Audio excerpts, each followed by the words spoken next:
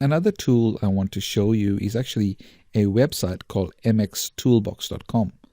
This site will provide quite a bit of information for free. So if I type in cnn.com in this particular line, we can find quite a bit of information that we most likely had obtained with the command line interface, but this will give us the results in a web browser. As you can see, it's found all the email servers as we had previously obtained, but it gives this information to us in a nice view and easy to access information. I can check if they have any blacklisted websites. So if you have a client and you want to check if their email server has been blacklisted anyway, you can use this tool to quickly check if that website has been blacklisted. As you'll see, there are quite a number of sites that are blacklisted, but our email server will hopefully not be on this particular list. So if you're doing it for a client or for your company, you can check if your site has been blacklisted here. So especially if email servers are blacklisted, we can do something about it, but this site provides that information very, very quickly. This website has quite a few tools that are available to us. So if I scroll back up, you will see that we can do some diagnostics as well. So we've looked at the blacklists as here, but the diagnostics, we can check the SMTP diagnostics. So we can check any mail server diagnostics if we want. I can type in cnn.com and I can test the email server to see what information is available for that particular email server. So it can sometimes take a little while because it is querying the website, but as you can see, there are so many other options here. If I go to the DNS lookup, you will see that I can type in the domain name and it will hopefully give us the DNS information for this particular website. If I scroll down, as we had obtained earlier, it's given us this information as well. So it's found the A records for cnn.com and very, very quickly as well. So if we then go to look up the reverse lookup, I can go to reverse lookup. So if I had an IP address, it could then find us the information about the website associated with it if I had only an IP address. If I clicked on more, notice all the other options we have here.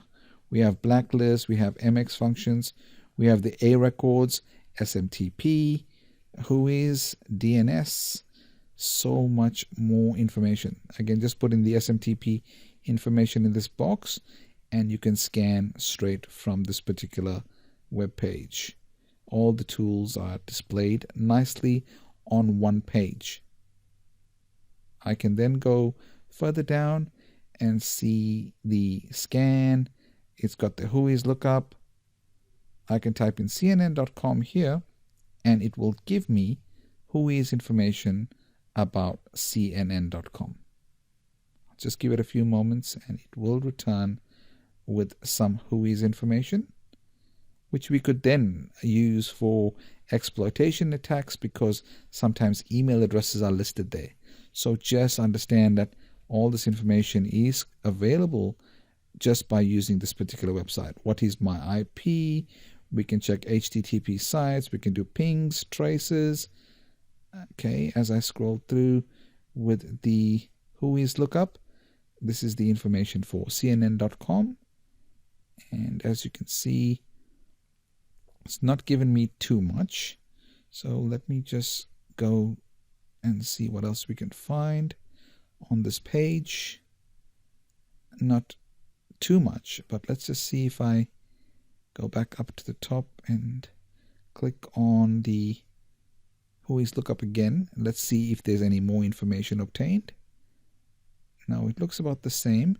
What we can see here under WHOIS that this cnn.com is owned by this Guli.com. I could also do a WHOIS lookup on the Guli.com website later on to see if any other information is available. So as you can see, this has given us quite a wealth of information already. If I go again to the more command, And let's see what else I can show you on this particular tool. Scroll down and let's look up the scan option here. I can scan for CNN.com and see what open ports there are available. As I scroll down, it will show me the ports. You'll see that the HTTP port is open. Lots of others are filtered or closed. If I go back to the More option, and you will see, let me see which option I can show you as well. There's obviously a DNS option up there. There is the what is my IP we talked about earlier. You can even look for the location of where this particular machine is. The IP address, as I talked about earlier. There's a TCP option, which will allow me to see the port status. So I can type in CNN.com here. This might take a little while to find the port status, but I've just noticed that there is a small glitch in what I've done.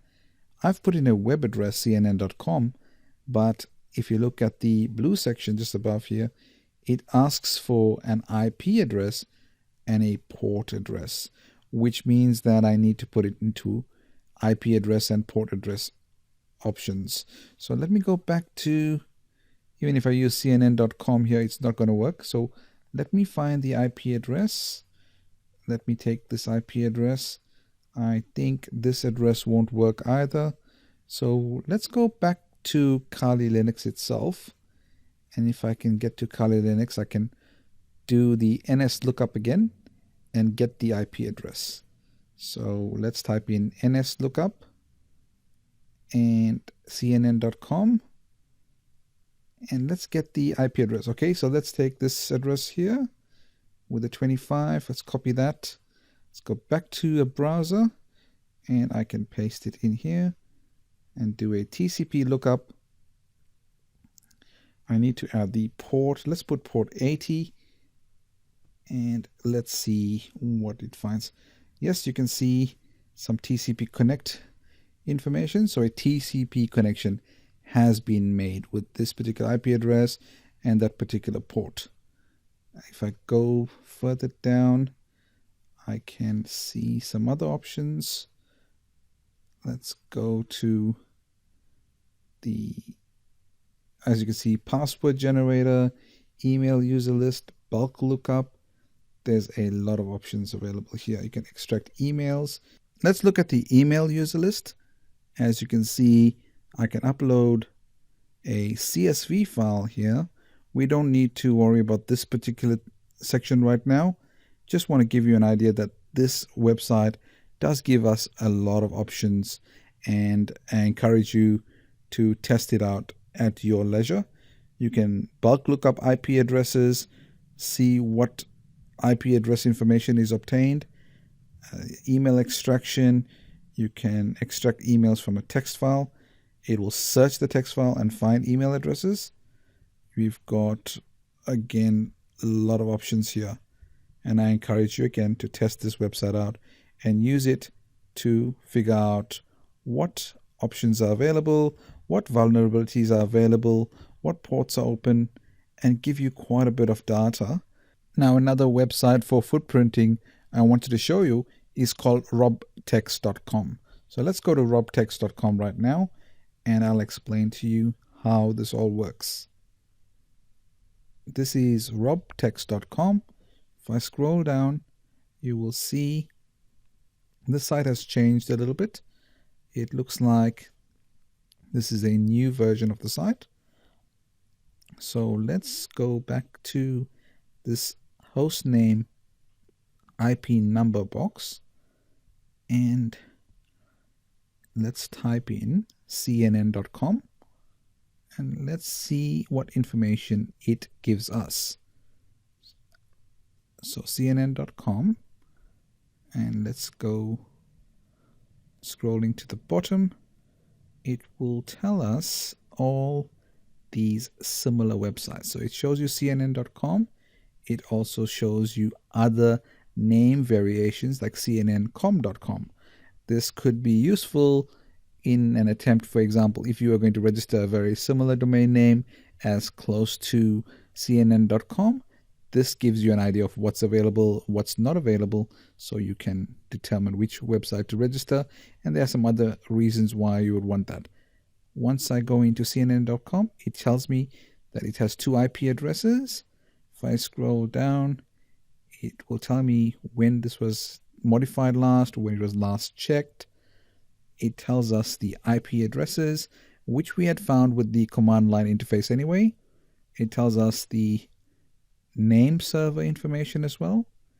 As we can see, it's ns1.timewarner.net. So this is a Time Warner linked website.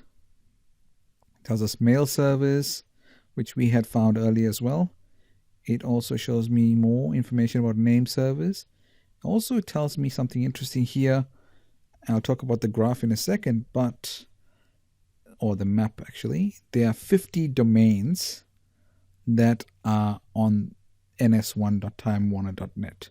So it tells us that there are about 50 domain names here, which is quite useful, especially when you're trying to map out an organization or map out a network. This gives you a good grasp of what's available. It tells us also that all these IP addresses point to an IP group 1, a mail server group 1, name server, and this is the diagrammatic representation of what it's been able to find for us. As you can see, it starts off with CNN.com, and all these are the name servers sitting on there with the A record IP addresses. It tells us that where it's pointing to. It shows us some broadcast servers as well. And as you can see, this is very, very useful, especially for mapping out a network. It's showing us the DNS records, some more information about the website, some reverse records as well. As you can see, very, very useful information that we could then use later on. If I go to forward, let's have a look at what's in forward. As you can see, more DNS record information. Under graph, you will see that graph again, or the diagram representation of the website that it's found for us. So we can use this in our footprinting exercise that we can use later on for exploits, etc.